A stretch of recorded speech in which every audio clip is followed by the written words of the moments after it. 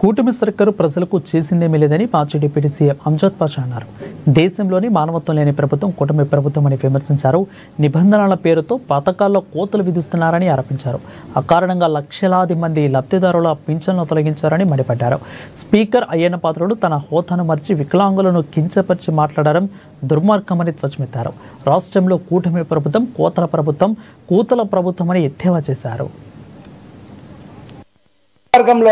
మా కడప నియోజకవర్గంలోనే దివ్యాంగులకు సంబంధించిన 3160 పెన్షన్లు అందుతూ ఉంటే మరి ఈరోజు ఈ ప్రభుత్వం కూటమి ప్రభుత్వంలో మరి ఈ నెలలో సుమారుగా 634 మందికి ఈరోజు వాళ్లకు అర్హత లేదని చెప్పి మరి మీకు పెన్షన్స్ తొలగించడం జరిగిందని చెప్పి నోటీసులు జారీ చేయడం జరిగింది.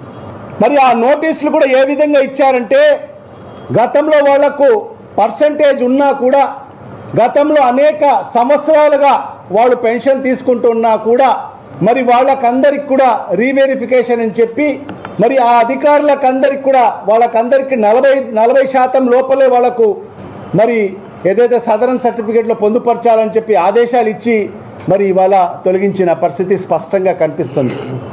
దానికి ఈరోజు ఉదాహరణలు కూడా చూపించడం జరుగుతుంది. మరి ఇవన్నీ కూడా ఉదాహరణలే. దాంట్లో ప్రధానంగా కొన్ని ఉదాహరణలు చెప్తాను.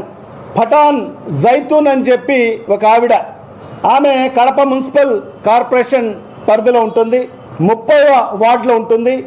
మరి ఆమెకి ఏం చెప్పారంటే పై సూచిక 3లో ప్రభుత్వం వారు ఆరోగ్య పెన్షన్లను మరియు వికలాంగుల పెన్షన్లను